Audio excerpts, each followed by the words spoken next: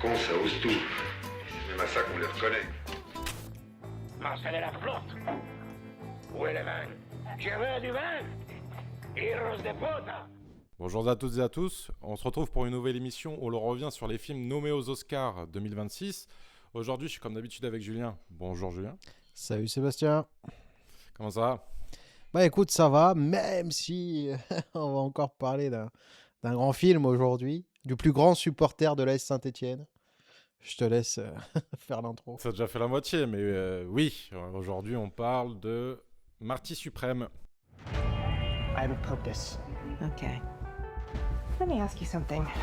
Do you make money at this little table tennis thing? Not yet. Do you have a job? No. Backhand! Backhand! Forehand! How do you live? Well, I live with the confidence if I believe in myself, the money will follow. Réalisé par Josh Safdie, l'un des deux frères Safdie qui sont un peu les nouveaux pionniers et les rois du cinéma indépendant américain, raconte l'histoire de Marty Mauser, un jeune homme à l'ambition démesurée, champion de tennis de table, qui va essayer de gagner le championnat du monde. Bon, c'est un résumé un peu bancal parce que au final ça parle de ping-pong, mais c'est un film qui parle pas vraiment de ping-pong. Je sais pas trop de quoi parle ce film en réalité. C'est un film qui dure 2h30, qui enchaîne les péripéties à droite et à gauche. Parce que la première demi-heure du film, on comprend l'enjeu, c'est Marty qui va au championnat du monde et qui se fait battre par un japonais à la nouvelle technique révolutionnaire du tennis de table. Moi, à ce moment-là, je me dis, tout le reste va être justement sur son entraînement, sur le fait de contrer cette fameuse technique. Et pas du tout.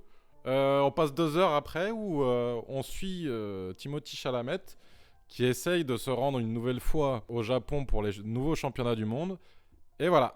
C'est tout. C'est le film. J'ai l'impression, ce film, c'est un défilé de sketchs de Marty Suprême à New York qui... En fait, je sais pas de quoi parle ce film. Je vais pas parler 10 ans, mais je sais pas de quoi c'est parle ce film. l'homme Je le comprends plus... pas le message. Il n'y a pas de message. Je comprends pas. Il n'y a pas de message. C'est juste montrer... Moi, j'adore ce genre de littérature.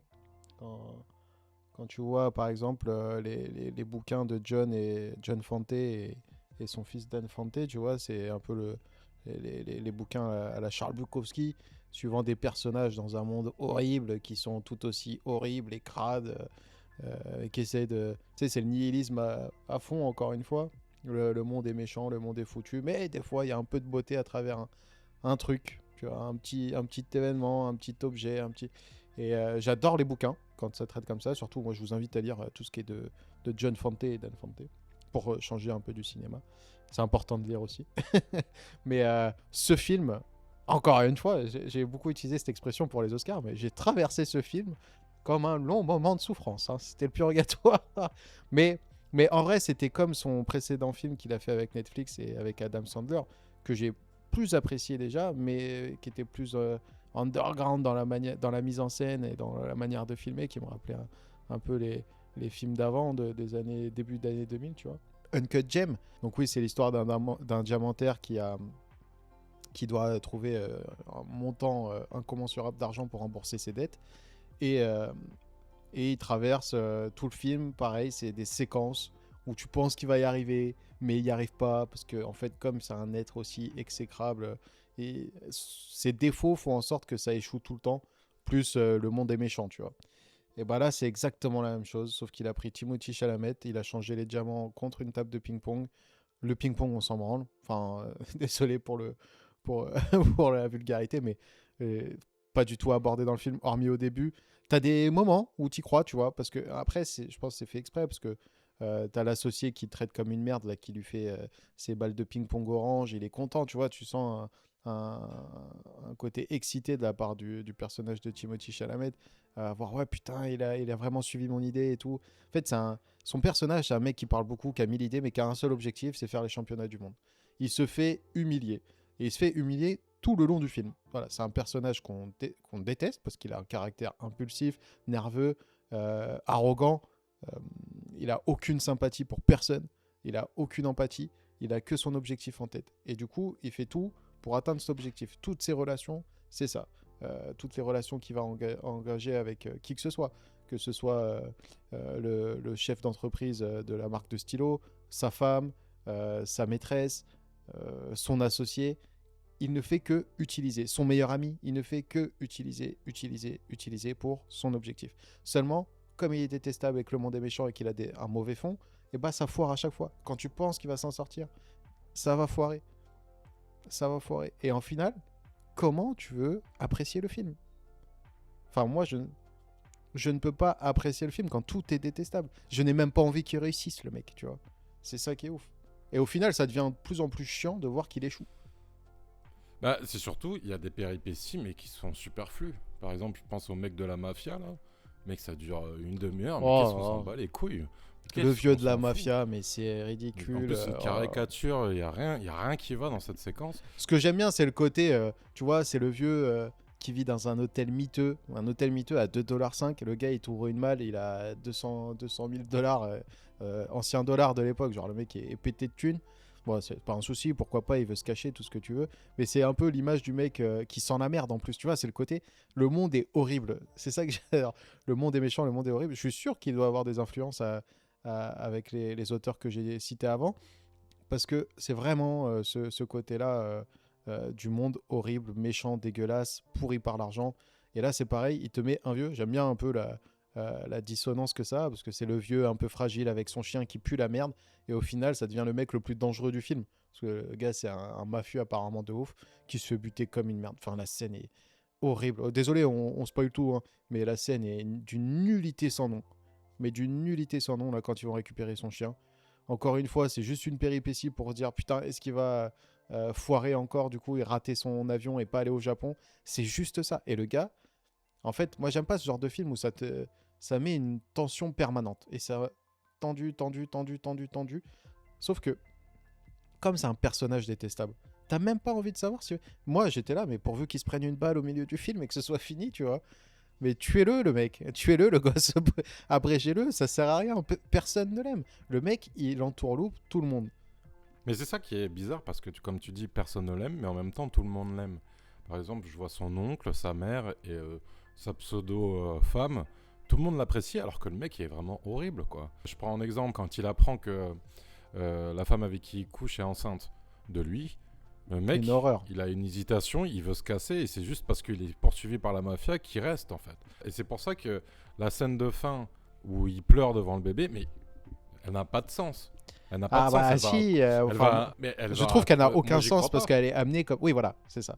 Je trouve qu'elle est amenée comme un cheveu sur la soupe, dans le sens où, ok, le mec, bon, voilà, son objectif c'était d'aller au Japon, il se fait humilier pour y aller. Du coup, il vend son cul, littéralement, hein, c'était l'expression. Il se fait fouetter par le patron de la marque de stylo, là, qui l'humilie. Il le frappe avec une raquette de ping-pong cul nu. Donc, si vous voulez voir le cul de Timothée Chalamet, allez-y. Mais voilà, c'est l'humiliation suprême. Après ça, il y a encore la péripétie du chien, là. Et hop, il va au Japon. Il se fait humilier et va se faire encore plus qu'humilier parce que bon, le match est truqué, il le perd exprès parce que c'est un match d'exhibition. Il apprend qu'il est interdit de faire le championnat parce que le comportement qu'il a eu lors du premier match était indigne. Donc il lui refuse, quoi qu'il arrive, de faire le championnat du monde. Ce qui paraît assez évident, mec. T'es même pas inscrit au championnat du monde une semaine avant. Tu vois ce que je veux dire? Genre, gars, personne t'attend. Enfin, c'est pour ça qu'il y a un côté aussi débile du scénario. Mais bon, ça, on va passer outre. On va se dire, c'est pas grave, c'est le fait qu'il soit tellement obnubilé par son objectif qu'il en perd pied. Donc, il se fait son match, machin. Et comme humiliation, il doit embrasser un porc. Bon, je pense que pour un feuge, en plus, c'est l'humiliation suprême. Là, il en peut plus. Il sait qu'il va pas faire les championnats du monde. Il arrive à convaincre le public et tout de faire un vrai match contre le mec. Et il le gagne. Message que tu veux diffuser. En plus, il y a le petit dialogue entre lui et le patron qui l'a amené là, qui dit « Ouais, moi je suis un vampire, je suis là depuis 1600, tu vas être triste toute ta vie. » Oh là là. Le dialogue inutile au possible est ridicule, tu vois, dans le sens moi je suis un empire, toi t'es rien, tu vas rester qu'une merde. En plus avec ce côté un peu auteur et magique de je suis un vampire, ridicule. Et donc il réussit sa mission, il est le seul content de sa mission accomplie, qui est même pas vraiment sa mission. En plus, on le donne comme un accomplissement, mais c'est un semi-accomplissement. Il a juste battu le mec, mais il a pas fait les championnats du monde, tu vois. Il en est pas connu pour autant. Il rentre avec l'armée, il revient, il va voir la meuf qu'il a pas arrêté de pourrir et jeter à chaque fois, qu'il connaît depuis qu'il a 8 ans, qui sautait alors qu'elle était mariée à un autre mec. Il reconnaît pas l'enfant. On arrive à la fin, et sachant qu'il l'a repoussé encore aux 3 quarts du film en lui disant « J'ai un objectif, toi t'as rien, retourne chez ton mari et me fais pas chier. » En gros, c'est ce qu'il lui dit. Hein. Et même comme ça, la meuf, elle se démène pour lui, ce qui fait qu'elle va se faire kidnapper par le mafieux. Et à la fin, il se retrouve, elle a accouché, donc là c'était intéressant parce qu'il était tout d'un coup, il était intéressé par le fait de savoir si elle avait le bébé ou non, tu vois. Et il va voir le bébé et il chiale pendant 2 minutes. Tu vois, j'ai même pas remarqué qu'il chialait pendant 2 minutes, c'est Kathleen qui me l'a dit. Mais ça n'a aucun sens. C'est quoi l'accomplissement? C'est mon nouveau but, c'est mon fils. Parce qu'il faut prendre en compte le côté juif aussi de l'histoire et du coup du caractère juif du personnage. Quand tu as un enfant, surtout quand c'est un garçon, c'est ultra important et ça devient ta mission de vie, tu vois. Et donc je perçois ce truc-là, mais ça veut dire quoi? Ça veut dire que toute son impulsivité, son comment dire, son côté obsessionnel, il va le passer sur son fils maintenant. C'est pas un message beaucoup plus joyeux, tu vois, pour le coup. Donc il n'y a pas de rédemption du personnage. On voit pas où...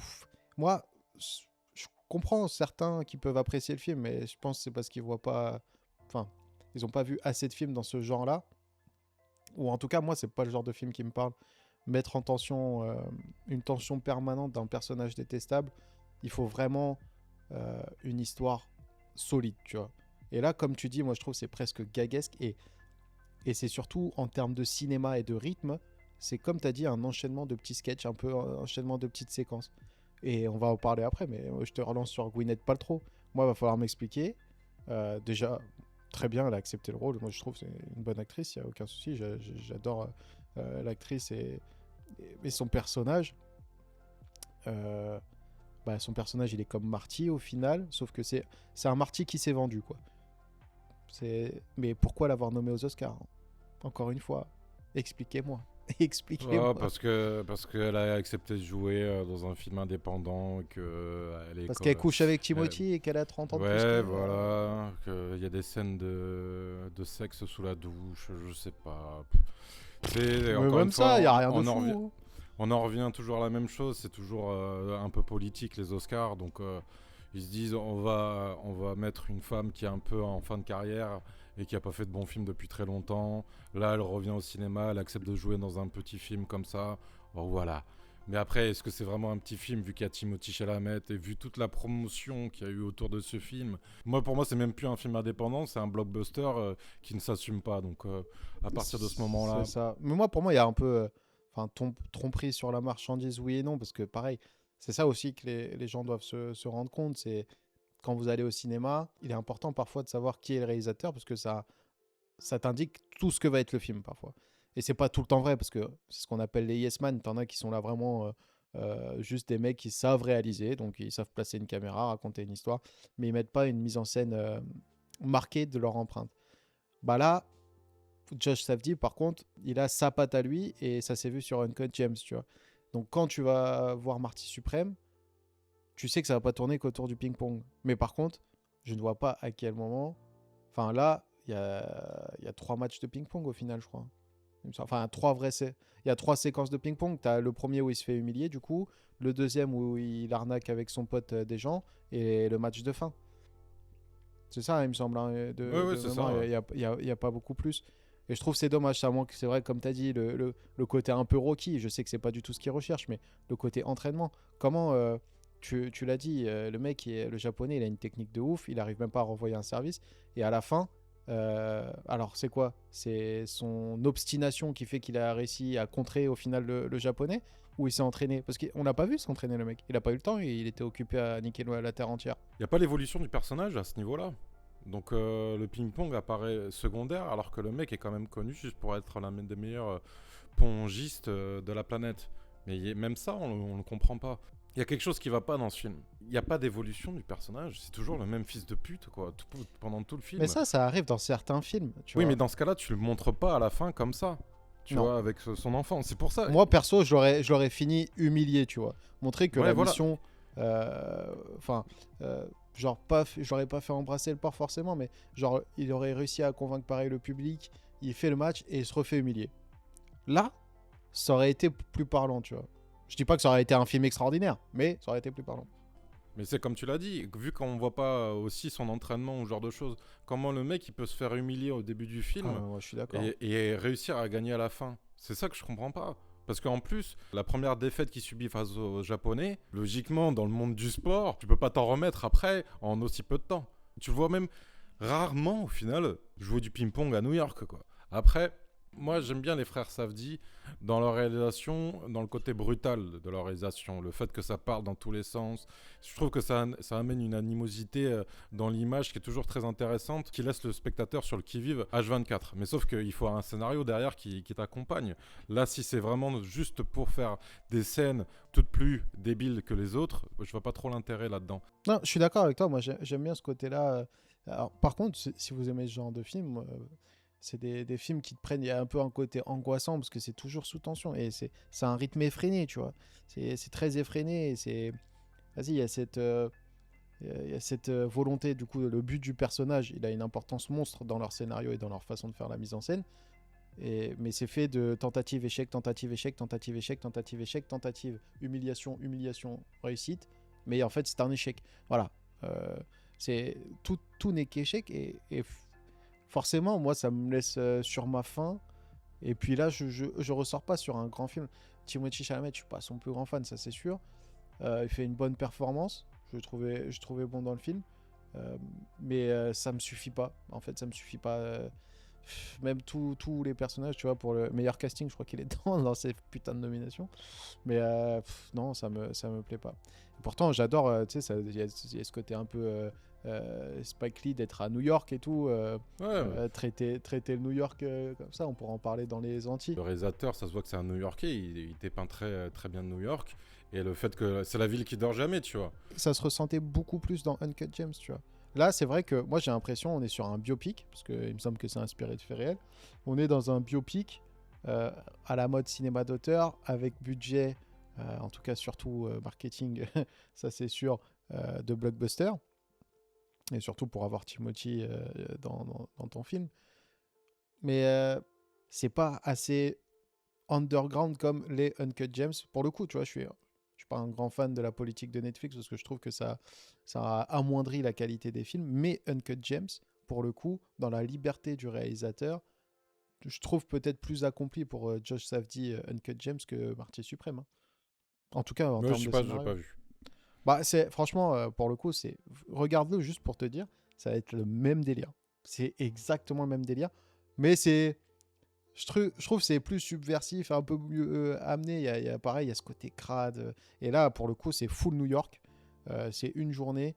Et en plus, avec Adam Sandler qui fait une bonne perf. C'est pas tous les jours que ça arrive. Et franchement, c'est pas mal. Je trouve surcoté aussi le film, mais parce que moi, c'est pas le genre qui m'intéresse. Je peux comprendre qu'il y a des gens qui puissent crier, pas au génie, mais dire ouais, c'est excellent de ouf. Mais là, non. Là, je trouve que c'est bon, et puis moi, même, je dirais c'est moyen. C'est ça qui est dommage, parce qu'au final, la première demi-heure du film est très intéressante. Quand tu commences un film avec du Tear for Fears, et en mode Timothée Chalamet qui couche avec sa copine derrière le magasin de chaussures, mais là tu m'envoies du rêve. Là, je m'attends à quelque chose d'incroyable. Mais le film décolle jamais. Il n'y a pas de fulgurance, quoi. C'est des effets de style à la con sur des imbroglios, des quiproquos H24. Même les personnages font des choix un peu débiles. Par exemple, je pense à la scène de Gwyneth Paltrow et de Timothée Chalamet lorsqu'ils sont à Central Park. Et en plus, ça amène à tout le reste qu'il y a après. Tu dis, ok, en fait, c'était juste un truc à 2 balles de scénario. C'est beaucoup trop facile et c'est beaucoup trop ridicule, en fait. Donc, il n'y a pas grand-chose à sauver de ce film. Tu vois, cette scène, c'est l'épuisement du tentative réussite. Et comme tu t'attends, parce que ça fait déjà au bout de 2 heures de film, je crois que peut-être 1h40 que ça arrive, le moment où ils couchent ensemble à Central Park. Et c'est tellement une décision débile. Mais c'est encore une fois, je vais vous faire croire qu'il va réussir. Mais non, ça peut pas réussir pour ce personnage, les gars. Il est tellement détestable. Et du coup, bah, même sur ça, tu tombes sur un keuf de loin. Bref, ridicule. C'est jamais censé arriver. Jamais censé arriver. Déjà, c'est ridicule. Et surtout que toutes ces scènes sont juste pour l'amener à aller au Japon. C'est même Oui, pas, c'est ça, c'est c'est ça. même pas pour les faire évoluer, c'est juste pour l'amener au Japon. Non, Donc, après, Gwyneth, son personnage, c'est vraiment le miroir de Marty. Donc, ce serait un Marty qui est vendu, hein, du coup, qui n'a plus d'ambition, ou pour son ambition, n'est plus lui-même. C'est ce qu'est sa femme, tu vois. Pareil, son amante, c'est une Marty, des coups fourrés, mais sans but. Tu vois ce que je veux dire? Et le Ouais, bien CEO, c'est le mec qui a réussi et qui écrase tout le monde. Je pense que ce serait le Marty qui aurait réussi, tu vois. Et pour moi, je vois un peu comment il a caractérisé ses personnages comme ça. Et par contre, son meilleur ami, pareil, il est un peu pourri parce que tu as vu, il lâche, il arnaque quand même avec lui. Il lâche le chien et bref, on sait que le symbole qu'ont les animaux, surtout les chiens dans les films, c'est que pour moi et le reste, je m'en fous, tu vois. Et en fait, t'as que des personnages pourris qui ressemblent un peu à Marty au final autour de lui. bah, à part Tyler, the Creator. Bah, je parlais de lui là, Tyler the Creator. Il est un peu différent. Il est un peu différent, mais il reste malhonnête. Ouais, mais il reste malhonnête, lâche. Voilà. Hein. Ouais. Après, je trouve que c'est une bonne surprise, Tyler, the Creator, dans ce film. Donc, au niveau actorat, je parle. Ouais, Je non. trouve Par que contre, il je est un trouve bon, que c'est un bon, c'est un bon acteur en devenir. c'est le moment, là, on va dire la séquence la plus agréable du film pour moi. Le moment où ils essayent d'arnaquer et tout, où ils se retrouvent et tout. C'est le moment le plus agréable. Après, le reste. Non, c'est un supplice. Après, je dis pas ça dans un mauvais terme. Il y en a qui vont kiffer se sentir en tension devant un film, ressentir quelque chose. On peut pas dire que tu ressens rien devant ce film, parce que tu peux trouver qu'il est inutile. Mais je pense que certains vont aimer être en tension, à savoir est-ce qu'il va réussir ou non, est-ce qu'il va réussir ou non. Moi, j'ai pas accroché. C'est pas du tout mon truc. Le rythme est... Mais encore une fois, réussir quoi? Non, mais il réussit pas. C'est montrer le parcours de quelqu'un. Mais on va parler dans les entiers, tu vas voir. Ah, mais tu dis est-ce qu'il va réussir, est-ce qu'il va réussir? Mais réussir quoi? Aller au Japon ou gagner Oui, contre c'est le ça. Non, Japonais, tu vois? aller au Japon. On est vraiment sur le truc, c'est je vais aller au Japon. C'est même pas je vais aller au Japon humilier le mec, parce qu'au final, il y a eu cette opportunité. Et ça aussi, c'est pour montrer le côté le mec, il a réussi, l'offre du diable, entre guillemets, je t'offre d'aller là-bas, mais tu dois perdre. Et lui, ah non, non, non. Mais n'empêche que s'il avait accepté, il aurait fait les championnats du monde à ce moment-là. C'est vraiment ça. Hein. Pour moi, Gwyneth, c'est vraiment le portrait de si Marty avait accepté, il serait une Gwyneth Paltrow aussi, il aurait son collier tous les ans. Mais il n'a pas voulu, il a voulu être indépendant. Donc c'est montrer un personnage jusqu'au boutiste qui veut réussir par lui-même. Même si moi je trouve que son discours je veux réussir par moi-même est totalement faux parce qu'il fait que spoiler les gens. Mais je sais pas. Les gens, c'est pour voir le parcours, tu vois. C'est un long chemin de croix pour une étape qui au final ne l'a emmené nulle part. Si, il a eu son petit moment de gloire. Même lui, ça se ressent dans le personnage pour le coup qu'il n'est pas accompli ou en réussite. Il est juste soulagé d'avoir gagné. Moi, je trouve que c'est un énorme problème de scénario qu'il ait gagné. Mais bon, passons. Il est soulagé d'avoir gagné. Au final, sa plus grande réussite du film, c'est d'aller chialer devant son gamin. Donc ça aussi, pour moi, c'est un gros problème de scénario. Et rien que pour ça, pour moi, ça peut pas être dans les meilleurs films. Et je comprends pourquoi il a rien gagné au BAFTA. Mais même son gosse arrive de quelque chose de malhonnête, tu vois, vu que c'est une Totalement. liaison qu'il a avec la femme. Donc même ça aussi, c'est pas quelque chose de glorieux. J'ai apprécié que ce soit le générique du film, d'ailleurs, la course de sperme, c'était drôle. Ouais, ben il y en a qui se branlent là-dessus, justement, sur le générique de cours de sperme, et lui qui regarde son fils à la fin, genre, et regardez, il a fait en sorte que son premier et dernier plan, ouais, je vous rappelle que la course de sperme, c'est pas réel, hein.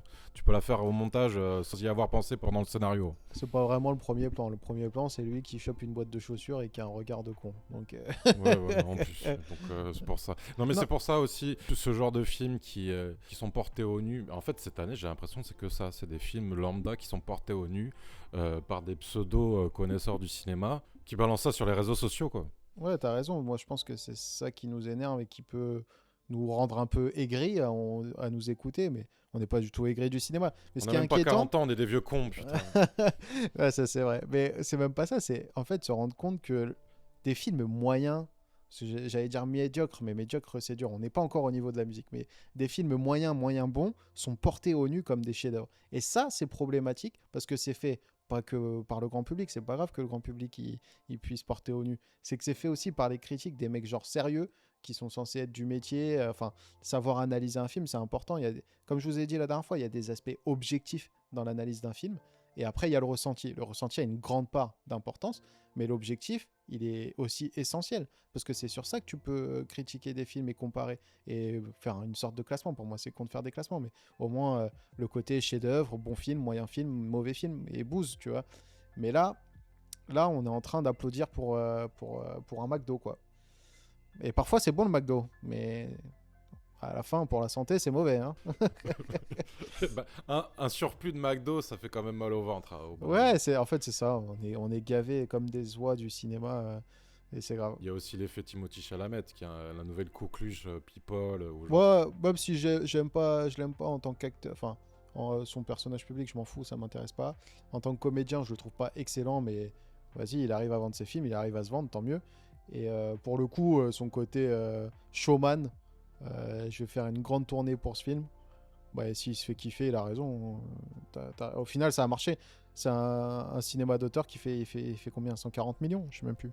Je sais même pas. J'avoue, j'ai pas regardé du tout. Regardé, mais c'est pas un flop. Genre, c'est un film qui marche, c'est un film qui restera dans la mémoire des gens parce qu'il a quand même un gros buzz derrière. Ouais, Et totalement. à voir aux Oscars parce qu'il a 9 nominations, mais il y a des chances qu'il reparte avec quelques statuettes. Mais c'est plus de la personnalité de Timothée Chalamet auprès du public. Le fait qu'il soit en couple avec une des Kardashian, ça t'amène quand même un public de débiles. Tout ce qui touche les Kardashian et ceux qui les apprécient ou les admirent, pour moi, c'est des débiles. Et il amène ce public-là, justement, sur Marty Suprême, sur le fait que ça soit un grand film. Et je pense qu'il y a aussi une causalité entre le succès de ce film et la personnalité de Timothée Chalamet. Ah oui, c'est totalement. Tu mets pas Timothée Chalamet, il fait pas du tout autant de bruit. C'est bien ça, hein, il fait 147 millions, c'est le plus gros succès du studio A24. Devant Everything Everywhere All at Once, qui est lui aussi été aux Oscars, et Civil War. Parce que Everything Everywhere All at Once, ça fait 142 millions, Civil War, c'était 127. Non, là, t'as raison, Timothée Chalamet, c'est lui qui porte, je pense, la recette du cinéma. Et c'est pour ça qu'il s'est donné aussi autant dans le marketing, je pense, parce que c'était un jeu essentiel. Ouais, mais c'est problématique pour un film d'être juste porté par son acteur principal vis-à-vis de sa notoriété. Ça a souvent été le cas dans le cinéma, hein. On a beaucoup vendu des films pour l'acteur plus que pour la qualité du film. Généralement, il y a quand même, pour ce genre de film, il y a une qualité derrière. Là, pour moi, là je vois pas la qualité dans Marty Suprême. Moi, je trouve que c'est une fausse promesse. C'est une fausse Voilà, promesse. c'est ça. Tu ressors du film, t'es là, bon, ok, j'ai perdu 2h30 de ma vie, je l'ai vu une fois, putain, on va le dire à toutes les émissions, j'ai l'impression sur les Oscars, mais je le verrai une fois ce film, et basta, quoi. Ah ouais, je le regarderai plus jamais, hein, faites-moi confiance. J'ai aucune envie de revoir ce film. Non, c'est pas des films que tu regardes, c'est pas des films chevets. Et il y a pas... Sur le côté biopic, il n'y a pas le côté satisfaisant d'une réussite ou quoi que ce soit. Donc, non, il y a rien qui va. Il n'y a pas de réponse. Généralement, dans les biopics, il y a un côté feel good. À la fin, tu te dis, putain, il en a un chier, le gars, mais il a réussi et il est devenu vraiment quelqu'un à la fin, quoi. Ouais, ouais, Alors que là, au final, il a un gosse, et puis ouais, et c'est tout. Et il est aussi recherché par la police pendant toute la deuxième partie du film. Mm. Et aucune conséquence quand il revient. Hein. Non, il est revenu avec l'armée, tranquille, tout va bien. Ouais, à ce moment-là, les frontières n'existent plus. Surtout à l'époque, dans les années 50, tout va bien entre le Japon et les Américains. Donc apparemment, il n'y a aucun problème. Même, tu pouvais aussi jouer justement sur ce fait-là. Son principal adversaire, c'est un Japonais. Tu peux jouer sur tout le ressenti de la Seconde Guerre mondiale. Mais c'est effleuré, quoi. Voilà, c'est C'est abordé, effleuré. c'est comme une tartine. C'est un petit peu de beurre. Ouais. Et... C'est Ah ça. bon. Les championnats du monde se déroulent au Japon et t'as pas ce côté un Américain au Japon, quoi. Non, ouais, il y a plein de rendez-vous manqués, ouais. Il y a plein de rendez-vous manqués. C'est dommage, il aurait pu parler. C'est vraiment effleurer la situation États-Unis-Japon. C'est une raison de conflit et d'échec, encore une fois, de Marty. Mais c'est pas. Alors que ça aurait été intéressant, hein, t'as raison. Bah oui, tu peux faire tellement de choses là-dessus. Tu peux amener un contexte politique. Par exemple, il est obligé de gagner parce que il se bat contre un Japonais et un Américain qui perd au Japon, bah ça le fout mal. Déjà, ça aussi, c'est totalement oublié parce que le capitalisme apparemment américain prévaut sur le nationalisme. Ok, Ouais. pourquoi pas, tu vois. Donc, ouais, comme tu l'as dit, c'est un festival d'occasions manquées. Il y a pas... Pareil, l'actrice qui joue son amante, très bonne, mais il n'y a rien derrière. Même son personnage, je comprends pas. Comment tu peux quitter ton mari qui a l'air stable, Enfin, il a l'air stable. Il a l'air fou quand même. C'est un mot un peu, un peu gentil pour lui, pour aller vers Timothée Chalamet, qui la prend pour une conne pendant la majorité du film. J'ai vu une critique qui m'a fait rire et qui dit « Encore un film qui parle d'un homme qui est exécrable, mais qu'une femme va aimer à la fin. » On est un peu là-dedans, quoi. Son personnage est absolument exécrable et tout le monde l'apprécie au fur et à mesure. Peu importe toutes les crasses qu'il fait, tout le monde l'apprécie. Bon, on va venir aussi sur la petite polémique, parce que ça se trouve, il y a un contexte du réalisateur qui joue aussi là-dessus. Le réalisateur, c'est l'un des frères Safdie. Au début, ils faisaient leur film ensemble et il y a eu une embrouille sur le tournage de Bad Times, leur premier film, au sujet d'une actrice mineure qui a dû tourner des scènes de sexe, d'où a amené la brouille entre les deux frères. Je ne vais pas rentrer dans les détails, ceux à qui intéresse cette histoire, allez vous renseigner. Donc Geoff Safdie lui-même est un personnage sulfureux. Donc on peut peut-être faire un parallèle aussi avec le personnage de Marty Supreme qui est aussi un peu sulfureux sur les bords. Pas au point d'être un violeur ou ce genre de choses, mais tendancieux. Effectivement. Voilà. On verra aux Oscars, c'est pour ça on va parler un peu des nominations. Par exemple, il est nommé au meilleur film, Geoff Safdie, et au meilleur réalisateur, aucune chance qu'il les ait, tu vois. Bon, passons aux nominations. Non, on n'a pas fait l'entier, Ah, pardon. Vas-y. Moi, je pensais justement à Spike Lee et à la 25e heure, qui n'est pas son meilleur film, mais qui est pareil, un peu un mec qui il lui reste 24 heures avant d'aller en prison. Ça se déroule aussi à Brooklyn, il me semble, New York. Et donc c'est le côté un peu new-yorkais, personnage détestable, ce fameux monologue fuck you, où j'emmerde dans la VF, où il emmerde la terre entière. C'est un personnage qui est pas fréquentable, pas appréciable, et pourtant on s'attache, et c'est là où c'est toute la différence avec ce qu'a fait Josh Safdie, je trouve. Après, c'est du Spike Lee, c'est plus léché, c'est pas son meilleur film, mais c'est un film réussi en tout cas. Un anti-Marty Supreme, je pense que je vais aller aussi dans ton sens avec Spike Lee, c'est plutôt Do the Real Thing, où là où il montre un côté de New York aussi, pareil. Spike Lee et Geoff Safdie, ils ont l'intention de mettre le bruit et la fureur dans leur film. En termes de mise en scène, en termes de dialogue et de personnages, il y a une petite ressemblance entre les deux, mais dans 12 Real Film, il y a un sujet, il y a un propos derrière. Alors que là, il n'y en a aucun, quoi. Ouais, c'est pour ça que, pour moi, Spike Lee est un des meilleurs réalisateurs de tous les temps, justement parce qu'il arrive à ressortir quelque chose de tous ces films new-yorkais.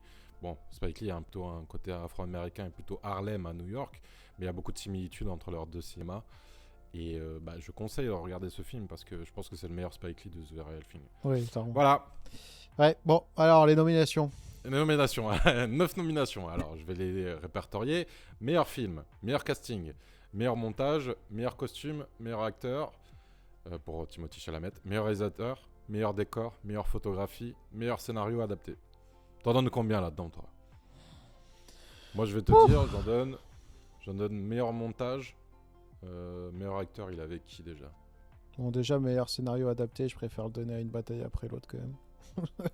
Non, à Hamnet, carrément. Pourquoi je me fourvoie comme ça? À Hamnet, faut le donner à Hamnet. Meilleur costume, pourquoi pas? Ça n'a pas été fulgurant. On va dire que les robes de Gwyneth Paltrow sont pas mal quand elle les porte. Meilleur montage. Je pense qu'il aura meilleur montage.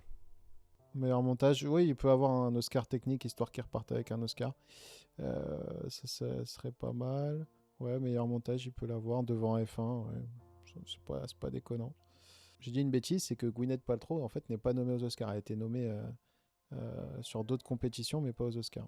Mais bon, vu que Teyana Taylor elle est nommée, ça aurait pas été choquant qu'ils aient fait la même chose avec la deuxième. Meilleur acteur, meilleur acteur. Meilleur acteur. Moi, j'aimerais bien que ça soit Wagner Moura pour l'agent secret. C'est possible, pour l'instant, il a devancé. En tout cas, pour moi, c'est pas Michael B. Jordan ni Léo. Ethan Hawke, Blue Moon, je l'ai pas vu, je pourrais pas dire. Mais pour Ethan Hawke, je l'aime beaucoup, donc pourquoi pas. Wagner Moura, il mérite amplement. Mais pour moi, ça se joue entre Wagner et Timothée. Ouais. Ça, je suis d'accord. Et meilleur film, sur la vie de ma mère, que s'il gagne meilleur film... je vais tout brûler. J'ai dit, il y a eu une petite histoire pour le réalisateur qui est sorti ces derniers temps. J'ai du mal à voir les votants voter pour lui. Après, on ne sait jamais. Hein. Maintenant, je suis plus étonné quand j'ai vu Polanski repartir avec je sais pas combien de statuettes pour le film sur Dreyfus. Oui, alors qu'il y sûr. avait toutes les histoires derrière. Donc, on ne sait jamais. Ah, il a la meilleure photographie aussi. Ouais, Alors, à en la vrai- limite, moi je lui en donnerais vrai, ça, tu vois. Meilleur en vrai, la montage et photo, meilleure elle est, photographie. elle est pas mal. Hein. Elle est pas mal Ouais. du tout. Mais pareil, je trouve que c'est pas non plus un truc de fou parce qu'en fait, c'est le grain qui fait tout. Bah, quand on a fait, quand tu vois qu'on a fait le podcast sur le parrain, tu regardes la photo du parrain et la photo de Marty Suprême. Mais faut se après, ça mouiller va les aussi dans la mise en scène, le côté sale de New York. Totalement, totalement. Pourquoi pas, mais ça, c'est un petit côté artificiel. Oh, meilleur réalisateur, moi je donne soit à Chloé Zhao, soit Ouais. soit Bah, à Chloé en Zhao. vrai, on va pas se mentir. J'espère quand même qu'Amnet aura un maximum de statuettes. Oui, il faut qu'elle gagne tout sur quoi elle est nommée, il faut qu'elle gagne parce que c'est vraiment le film de l'année pour moi, il y a pas de doute. Ça, c'est clair. Ok. Autre chose à rajouter? Je voulais regarder juste un petit truc, vu qu'on est sur le dernier podcast sur les Oscars, je voulais faire un petit tour sur je crois qu'il y a les meilleurs films étrangers internationaux. Ah oui. Bah, c'est juste parce qu'il y a Sirat, tu l'as pas vu toi depuis encore. Non, j'ai peur de pas aimer, donc c'est pour ça que je le regarde pas. Bon, regarde, ça fait toujours plaisir. Alors, il y a toujours Valeur sentimentale qu'on n'a pas vu tous les deux du coup. La voix de Hind Hajab, j'ai pas vu non plus. Par contre, L'Agent secret, Un simple accident et Sirat, pour moi déjà, c'est quand même 3 films. Bon, il y a déjà L'Agent secret, mais c'est 3 films qui méritent d'être dans les meilleurs films de l'année quand tu vois la sélection qu'il y a, tu vois. Genre F1, Frankenstein, ça peut sonner, Bugonia, ça peut large sauter, tu vois. Mais c'est ça aussi, je comprends pas dans leur catégorie, parce que L'Agent secret, il est en meilleur film en langue étrangère, je mais crois qu'il y a qu'un film l'acteur qui est peut- nommé. Wagner Moura est nommé pour le meilleur acteur. C'est ça que je comprends pas des fois leur façon de faire, parce qu'à un moment, Parasite a eu 5 Oscars et il a été dans le meilleur film et tout ça. Mais là, pourquoi L'Agent secret dans ce cas-là, il y est pas si l'acteur il y est? Des fois, je comprends pas. Après, meilleur film en langue étrangère, moi je donne à Un simple accident. Ah, mais il y est dans L'Agent secret en meilleur film. Bah alors pourquoi il est en meilleur film étranger? Ah, il est dans les deux. Il Mais il me semble qu'il y a que un film étranger qui peut être dans les. Enfin, je sais même plus. Ça se trouve, Ah je mais dis non, une mais grosse connerie. non, il y a L'Agent secret, il y a Valeur sentimentale. Oui, il y a aussi. Valeur Je sentimentale. comprends pas. Et je comprends pas alors. Ouais, ils peuvent repartir avec 2 Oscars. Écoute, ma foi, tant mieux. Hein. Par contre, c'est des très bons films. C'est vrai qu'on n'en a pas parlé. On a plus parlé, on va dire, des mainstream, de ceux dont on a porté au nu. Mais ouais, Valeur sentimentale. En tout cas, L'Agent secret, très bon film. Très long, mais très bon film. Ouais, en fait c'est ça. Je reproche au film, c'est un peu de longueur pour Pas grand-chose. pour grand chose. Un simple accident, c'est la Palme d'Or. Ouais. J'ai beaucoup aimé le film. Très bon film. Très simple mais très efficace. Et pour le coup, il n'y a pas besoin d'artifice comme dans Marty Suprême pour faire un bon film au final. Oh là là là là, quelle transition. Ouais, attends. Dans les meilleurs films d'animation, rien à dire. J'ai pas vu Arco, faut que je regarde juste. Mais Arco, très bien. bah voilà, très bon. je pense qu'Arco va le gagner. Ouais. Parce que Zootopie 2 et Elio, c'est pas ouf. K-pop Demon Hunter, j'ai pas regardé, j'ai même pas envie. Après, il serait capable de le donner à Zootopie. Hein. Ouais, Disney gagnera une fois. Non, je pense pas. Je pense pas. Meilleur court-métrage. Sébastien Court-métrage, Garion. j'en ai vu. Joe Singer, allez au pif, j'en ai vu aucun. Ouais, j'ai pas vu. Non, bah voilà, je pense qu'on est bon. Musique de film, je regarde un peu ce qu'il y a parce que ça me touche beaucoup la musique de film. Et en vrai, il y a rien. Musique Ouais. originale ou chanson? Ah, Ludwig Göransson. Non, bah c'est musique de film. Là, il est marqué. Bon, Alexandre Desplat, parce que c'est un français, allez, pourquoi pas, tu vois. Pour Frankenstein, ouais. Comme t'as dit, je pense que ce sera Sinner. Ok, bah F1, peut-être elle va gagner meilleur son, F1. Ah, il y a Sirat aussi dans meilleur son. Ok. Mais je comprends pas cette sélection. Non, mais En fait, surtout c'est- Avatar c'est- 3 pour les costumes, c'est vraiment. Faut leur donner quand même une nomination à Avatar. C'est James, quand même. Il met beaucoup Il y a de plus les zèle. VFX. Si, meilleur effet visuel, Jurassic World, The Lost Bus, F1, Sinners et Avatar 3. Ouais, t'as raison, il y a Avatar Bah, 3. tu mets Avatar, hein, donc... Ouais, ça va être Mais soit pourquoi Avatar 3, pourquoi les soit costumes F1. dans Avatar? C'est quoi ce délire?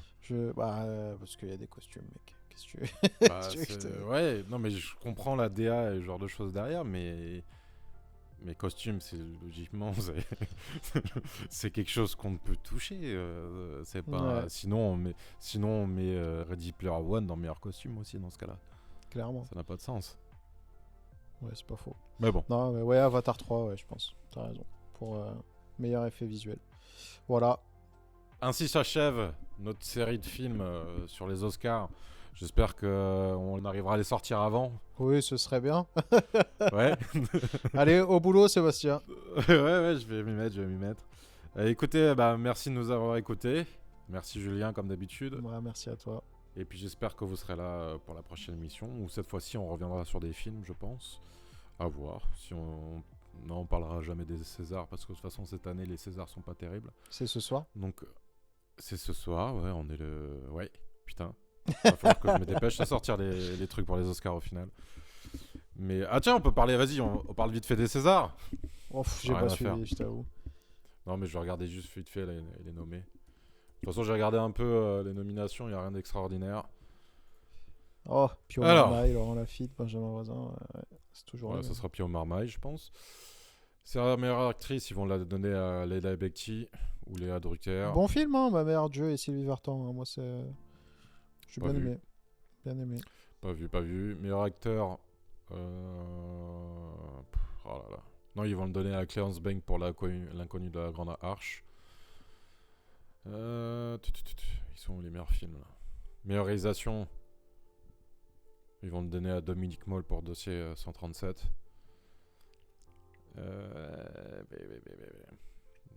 Meilleur premier film, ils vont le donner à Arco, j'espère. Ou La Pampa. Ouais, ou La Pampa. La Pampa, c'était sympa, mais sans plus.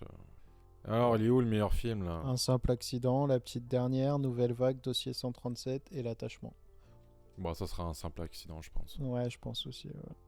Après, j'ai pas vu. Vu qu'il a, les trois vu qu'il a quarts. eu la Palme d'Or. Tu leur donnes... Voyons, meilleur film étranger pour les Césars. L'agent secret, Black Dog, Sirat, Une bataille après l'autre, Valeur sentimentale. Les connaissants, ils vont le donner à Une bataille après l'autre pour faire un. Franchement, effet de si ils style, font dire. ça, mais c'est horrible. J'en suis sûr, ils vont faire ça. J'en suis sûr, ils vont se dire hey, regardez, nous, on a pensé à votre film en France. Venez nous voir de temps en temps. On verra, hein. On quelle verra, mais je horreur. pense qu'ils vont faire ça. Voilà. C'était notre review des Césars. Voilà, c'était rapide. Écoutez, encore une fois, merci de nous avoir écoutés. Et j'espère que vous serez là pour une prochaine émission. À bientôt. Ciao, ciao. Ciao.